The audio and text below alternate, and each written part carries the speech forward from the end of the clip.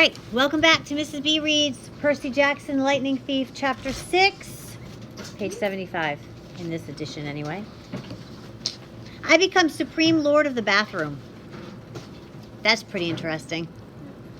Once I got over the fact that my Latin teacher was a horse, we had a nice tour, though I was careful not to walk behind him. Why? He might poop at any second. That's right. I had done Pooper Scooper Patrol in the Macy's Thanksgiving Day Parade. Raise your hand if you've ever watched the Macy's Thanksgiving Day Parade. Yeah. A few times, and I'm sorry, I did not trust Chiron's back end the way I trusted his front. We passed the volleyball pit. Several of the campers nudged each other. One pointed to the Minotaur horn I was carrying. Another said, "That's him." Most of the campers were older than me. Their satyr friends were bigger than Grover, all of them trotting around in orange Camp Half-Blood t-shirts with nothing else to cover their bare, shaggy hindquarters. I wasn't normally shy, but the way they stared at me made me uncomfortable. I felt like they were expecting me to do a flip or something. I looked back at the farmhouse. It was a lot bigger than I'd realized. 4 stories tall, sky blue with white trim, like an upscale seaside resort. I was checking out the brass eagle weather vane on top when something caught my eye. A shadow in the uppermost window of the attic gable. Something had moved the curtain just for a second, and I got the distinct impression I was being watched. "What's up there?" I asked Chiron. He looked where I was pointing and his smile faded. "Just the attic." "Somebody lives there?" "No," he said with finality. "Not a single living thing." That's kind of a weird way to answer that question, right? Not a single living thing. What does that imply?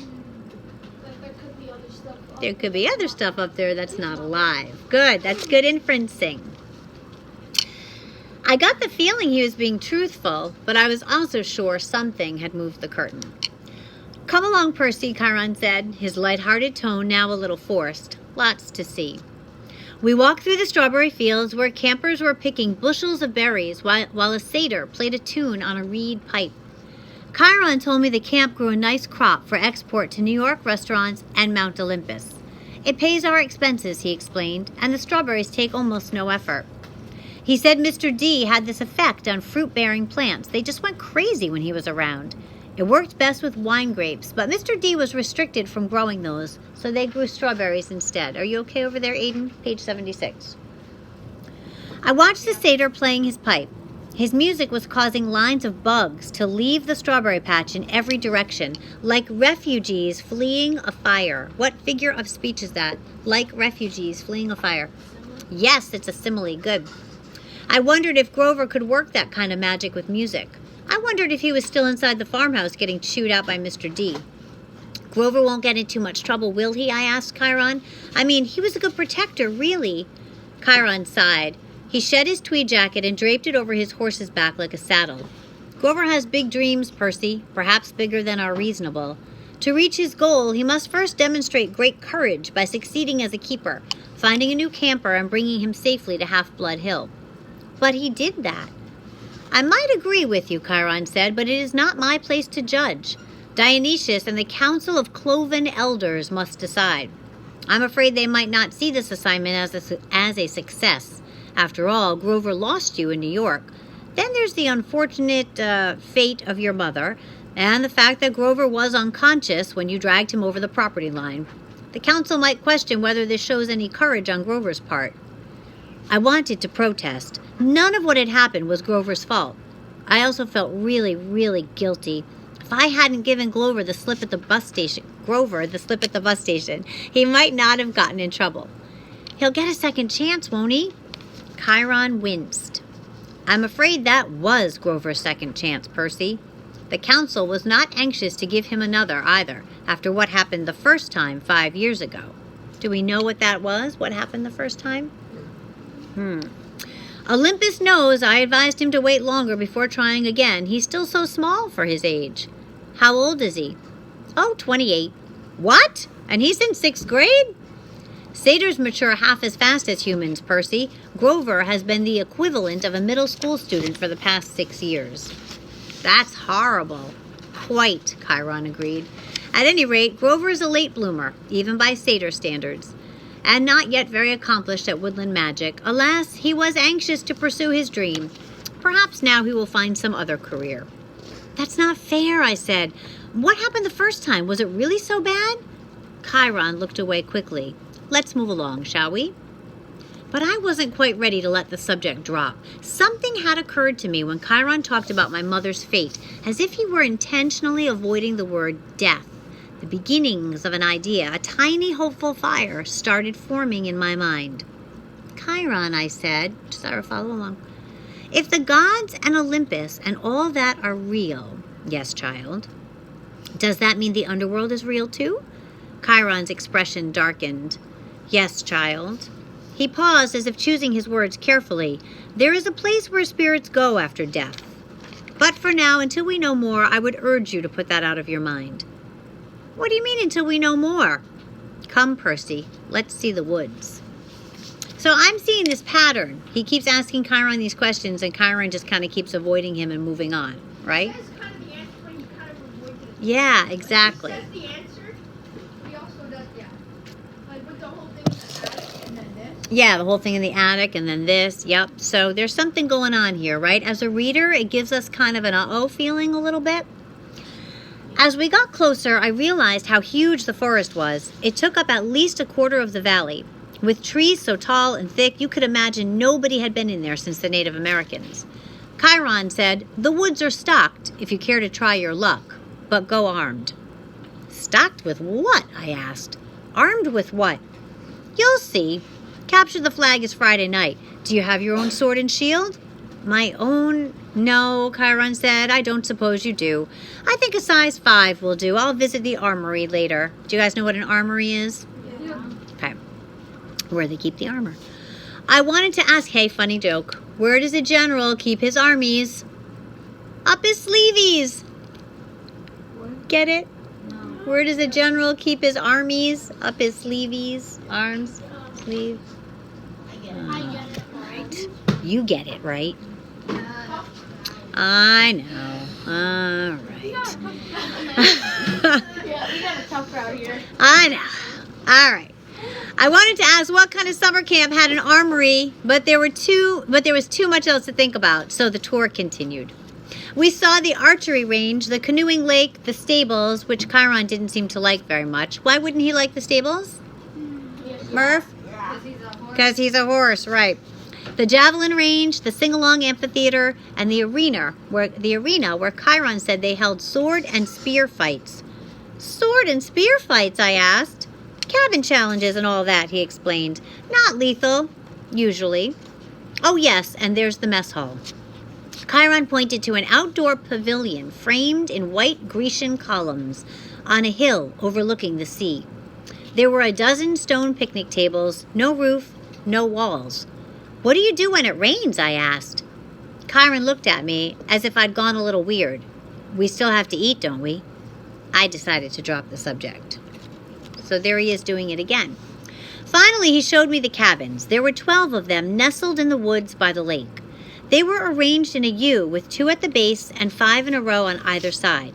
And they were, without doubt, the most bizarre collection of buildings I'd ever seen. I want you guys to think about the research we've done about the ancient Greek gods and goddesses as we read these cabin descriptions, okay? And see if you can figure out what's going on here.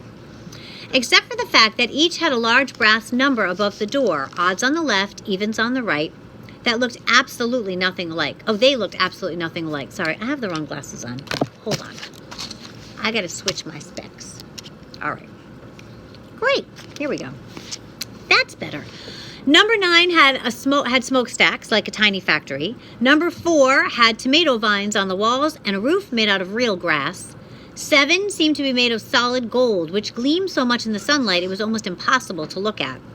They all faced a common area about the size of a soccer field, dotted with Greek statues, fountains, flower beds, and a couple of basketball hoops, which were more my speed. In the center of the field was a huge stone-lined fire pit. Even though it was a warm afternoon, the hearth smoldered. A girl about 9 years old was tending the flames, poking the coals with a stick. The pair of cabins at the head of the field, numbers 1 and 2, looked like his and hers mausoleums, big white marble boxes with heavy columns in front. Cabin 1 was the biggest and bulkiest of the 12. Its polished bronze doors, Cody, follow along, shimmered like a hologram, so that from different angles, lightning bolts seemed to streak across them. Cabin 2 was more graceful somehow, with slimmer columns garlanded with pomegranates and flowers. The walls were carved with images of peacocks. Zeus and Hera, I guessed? Correct, Chiron said. So when you guys researched Zeus and Hera, did you find, like, what's Zeus's symbol? The lightning bolt. And what's Hera's symbol? Did anyone research Hera in here? What, honey? A peacock. Yep, and pomegranates. Yeah. Actually, I thought pomegranate was for Persephone, but we'll get there. Zeus and Hera, I guess? Correct, Chiron said. Their cabins look empty. Several of the cabins are, that's true. No one ever stays in one or two. Okay, so each cabin had a different god, like a mascot. 12 cabins for the 12 Olympians. But why would some be empty? I stopped in front of the first cabin on the left, cabin 3. It wasn't high and mighty like cabin 1, but long and low and solid. The outer walls were of rough gray stone, studded with pieces of seashell and coral, as if the slabs had been hewn straight from the bottom of the ocean floor. I peeked inside the open doorway, and Chiron said, "Oh, I wouldn't do that." But before he could pull me back, I caught the salty scent of the interior, like the wind on the shore at Montauk. The interior walls glowed like abalone, that's the inside of seashells. There were 6 empty bunk beds with silk sheets turned down, but there was no sign anyone had ever slept there. Madison, turn around, please. The place felt so sad and lonely. I was glad when Chiron put his hand on my shoulder and said, "Come along, Percy." Most of the other cabins were crowded with campers. Number 5 was bright red, a real nasty paint job, as if the color had been splashed on with buckets and fists. The roof was lined with barbed wire. A stuffed wild boar's head hung over the doorway, and its eyes seemed to follow me. Inside, I could see a bunch of mean-looking kids, both girls and boys, arm wrestling and arguing with each other while rock music blared. The loudest was a girl, maybe 13 or 14. She wore a size triple extra large Camp Half-Blood t-shirt under a camouflage jacket. She zeroed in on me and gave me an evil sneer. She reminded me of Nancy Bobofit. Remember Nancy Bobofit? Though the camper girl was much bigger and tougher looking, and her hair was long and stringy and brown instead of red. I kept walking, trying to stay clear of Chiron's hooves. "We haven't seen any other centaurs," I observed. No, said Chiron sadly. "My kinsmen are a wild and barbaric folk, I'm afraid. You might encounter them in the wilderness or at major sporting events, but you won't see any here." "You said your name was Chiron. Are you really?" He smiled down at me. "The Chiron from the stories? Trainer of Hercules and all that?" "Yes, Percy, I am." "But shouldn't you be dead?" Chiron paused as if the question intrigued him. "I honestly don't know about should be. The truth is, I can't be dead. You see, eons ago, the gods granted my wish. I could continue the work I loved. I could be a teacher of heroes as long as humanity needed me. I gained much from that wish, and I gave up much. But I'm still here, so I can only assume I'm still needed. I thought about being a teacher for 3,000 years. It wouldn't have made my top 10 things to wish for list." "Doesn't it ever get boring?" No, he said, "horribly depressing at times, but never boring." Just like real teaching. Why would his teaching be horribly depressing at times? What would be depressing to him, Brady? Maybe if like one of the students died. Yes, if the heroes perish, right. Why depressing? Chiron seemed to turn hard of hearing again. So there he is again, avoiding a question, right? "Oh, look," he said, "Annabeth is waiting for us." The blonde girl I'd met at the big house was reading a book in front of the last cabin on the left, number 11. When we reached her, she looked me over critically like she was still thinking about how much I drooled. I tried to see what she was reading, but I couldn't make out the title. I thought my dyslexia was acting up. Then I realized the title wasn't even English. The letters looked Greek to me. I mean, literally Greek. There were pictures of temples and statues and different kinds of columns, like those in an architecture book. "Annabeth," Chiron said, "I have master's archery class at noon. Would you take Percy from here?" "Yes, sir." Cabin 11, Chiron told me, gesturing toward the doorway. Make yourself at home. Out of all the cabins, 11 looked the most like a regular old summer camp cabin, with an emphasis on old. The threshold was worn down, the brown paint peeling. Over the doorway was one of those doctor's symbols, a winged pole with 2 snakes wrapped around it. What did they call it? A caduceus. Inside, it was packed with people, both boys and girls, way more than the number of bunk beds. Sleeping bags were spread all over the floor. It looked like a gym where the Red Cross had set up an evacuation center. Chiron didn't go in.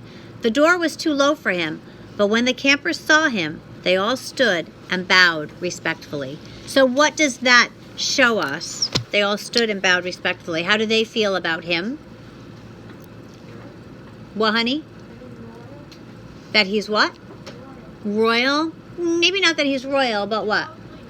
They respect him, exactly. And so rather than Rick Riordan saying they respected Chiron, he showed us, right? That's when authors use show, don't tell. So here's what we're going to do. We're going to pause this and come back because I have to send these guys off to recess. I'll see you in a minute. Like and subscribe. Is that what I'm supposed to say? Yeah. Yeah.